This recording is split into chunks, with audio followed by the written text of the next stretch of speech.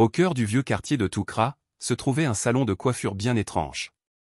On disait qu'il n'ouvrait qu'à la tombée de la nuit, et que ses clientes ressortaient transformées.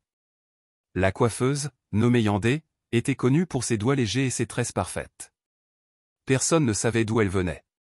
Aucune cliente ne parlait, juste des sourires vides en sortant. Les habitants disaient, c'est comme si elle capturait quelque chose en vous pendant qu'elle vous coiffe. Mais personne n'avait de preuves. Jusqu'à ce qu'une jeune fille nommée Lissa ose filmer en cachette. Pendant sa coiffure, Lissa sentit une main glaciale toucher sa nuque, mais Yandé, elle, ne bougeait plus. Dans son dos, des ombres fines et longues tressaient à sa place. Terrorisée, Lissa voulut se lever, mais ses jambes étaient figées. Le miroir devant elle ne reflétait plus la pièce, mais une grotte remplie de femmes sans visage, enchaînées. Soudain, Yandé ouvrit les yeux. « Tu as vu ce que tu ne devais pas voir. » murmura-t-elle. Le miroir vibra. Les ombres tentèrent de capturer Lissa. Mais son téléphone tomba au sol, enregistrant tout. Le lendemain, la vidéo devint virale.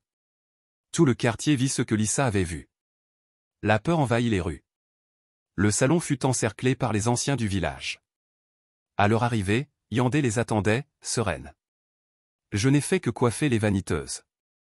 Ce sont elles qui m'ont tout donné, leur reflet, dit-elle en souriant. » Le devin du village brisa le miroir à coups de bâton sacré. Les cris des âmes enfermées résonnèrent dans l'air. Des dizaines de femmes apparurent, confuses, libérées. Yandé disparut en poussière d'or. Certains disent qu'elle était un esprit venu enseigner une leçon. D'autres disent qu'elle reviendra, dans un autre salon.